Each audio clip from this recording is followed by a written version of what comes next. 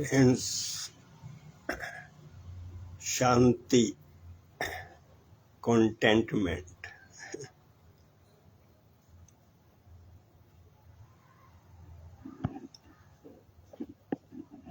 जब आप नेचर में आ जाते हैं, नेचर से कांटेक्ट हो जाता है उसी के साथ, उन्हीं के साथ रहना शुरू हो जाता है।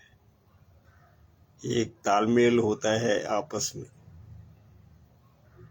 वृक्षों के साथ, हवाओं के साथ, फूलों के साथ, पक्षियों के साथ, जानवरों के साथ, सूरज, चांद, तारे, दिन और रात, इन सब के साथ आपका एक तालमेल बैठ जाता है। एक संबंध आपस में बैठ जाता है। जैसे आप इस दुनिया में संबंध बनाते हैं, परिवार में संबंध बनाते हैं, सोसाइटी में संबंध बनाते हैं, जो नौकरी पेशा बिजनेस में संबंध बनाते हैं, सरकार का संबंध होता है, अंतर्राष्ट्रीय का जगत का संबंध होता है। उसी तरह से आपका नेचर के साथ संबंध होता है। वो आपका एक परिवार है, अनिवार्य हिस्सा है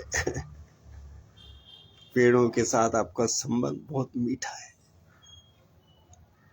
पक्षियों के साथ संबंध, पशुओं के साथ संबंध, बादलों के साथ संबंध बहुत मीठा है, बहुत स्वीट है। इन सब के साथ संबंध बनाइए। और वो जो दूसरा वर्डली संबंध है वो इतना इम्पोर्टेंट नहीं है यही इम्पोर्टेंट है। इसी में गहराई में जाइए। जितने आप इसमें गहराई में जाएंगे तो आपको दुनिया से डिटैचमेंट होगी, धीरे धीरे उन संबंधों से डिटैचमेंट होगी। लेकिन वो संबंध आपके गहरे होंगे, डीपली कनेक्ट होंगे और उनके साथ भी आप बहुत संवेदनापूर्ण होंगे, प्रेम पूर्वक होंगे। आपका नेचर बदल जाएगा, आपका स्वभाव बदल जाएगा। आप डिफरेंट हो जाएंगे, डिफरेंट तरीके से जुड़ेंगे। एक आपका स्पेस होगा, वो नेचर के साथ होगा वो परमात्मा के साथ होगा। तो यही मैं आपको बताना चाहता हूँ, सिर्फ इतना ही। क्योंकि बचपन में आप एग्जिस्टेंस से जुड़े हुए थे एकदम पेड़ पौधे, पक्षी, पूरा संसार आपका ही था, उससे आप जुड़े हुए थे। फिर आपको बहुत मुश्किल से, बहुत मार मार के, गालियां दे के, नो नो कह के आपको धीरे धीरे हटाया गया।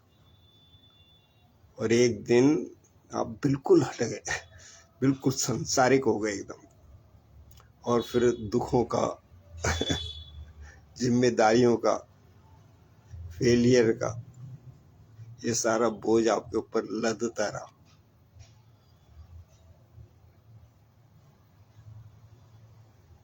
तो आप इस सब को छोड़ दीजिए एकदम से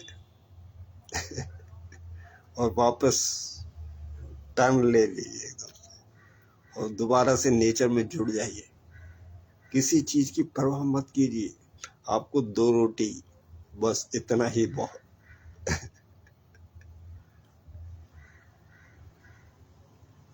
फिर आपको एक सुकून मिलेगा, एक शांति मिलेगी, एक तसल्ली मिलेगी। और धीरे धीरे वो समझ इतना गहरा जाएगा, गहराता जाएगा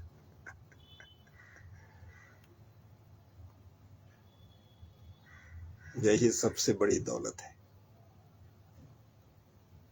क्योंकि इसके पीछे श्री इंद्रदेव जी होते हैं, जिन्होंने आपको लाइफ दी, ये सांसें दी, और वो साथ होते हैं वो आपको इस शरीर में लाए, अपना एक हिस्सा डाल दिया, फिर एक दिन वो इस शरीर से लेके जाएंगे। तब तक आप गहराई में चलते रहिए, जुड़ते रहिए, पहुंचते रहिए आगे की यात्रा में और आगे।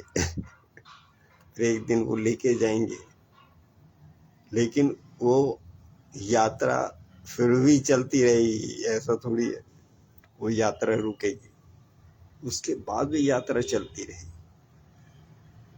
और वो आपके साथ हमेशा रहेंगे। वो परमात्मा जो है हमेशा आपके साथ रहेगा, एक सेकंड भी वो जुदा होता नहीं है। एक सेकंड के लिए आपसे कनेक्ट रहता है, क्योंकि आप अपने बीइंग से कनेक्ट रहते हैं। आप एक सेकंड भी अपने बीइंग से अलग नहीं होते। इसीलिए कहता हूँ ईमानदारी में रहो। जब आप बेईमानी में जाते तो आप उससे अलग हो जाते हैं, अपने बीइंग से। धोखा देते हैं किसी को, बीइंग से अलग हो जाते हैं। किसी का मर्डर करते हैं, आप अपने बीइंग से अलग हो जाते हैं। पीड़ा देते हैं, अपने बीइंग से अलग हो जाते हैं। तो ईमानदारी में रहे, सच्चाई में रहिए, अपने बीइंग से कनेक्टेड रहिए। और अच्छा खाइए। फिर आप शराब में जाते हैं, ड्रग्स में जाते हैं, अपने बीइंग से अलग हो जाते हैं। तो इसलिए कहते हैं 24 घंटे अपने बीइंग से रहिए, उस परमात्मा से जुड़े रहिए। अच्छा व्यवहार, अच्छा आहार, आपकी तंदुरुस्ती बहुत जरूरी है। बीमारियों से दूर रहिए। इस जगत में ज्यादा मत फंसिए।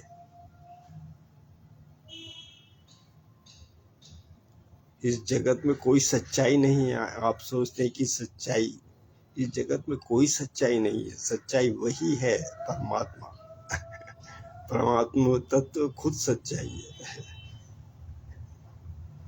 तो यहाँ सिर्फ समय पास करना है। आप इस संसार में समय ही पास करना है। ज्यादा मत उलझिए, ज्यादा मत उलझिए।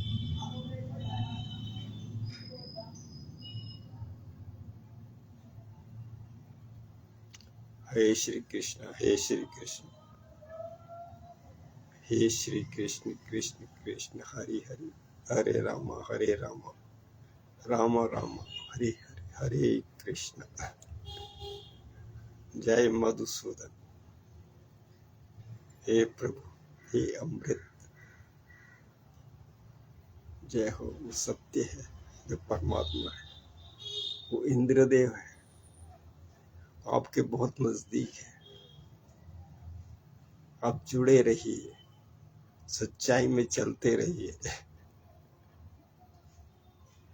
जय हो हे प्रभु।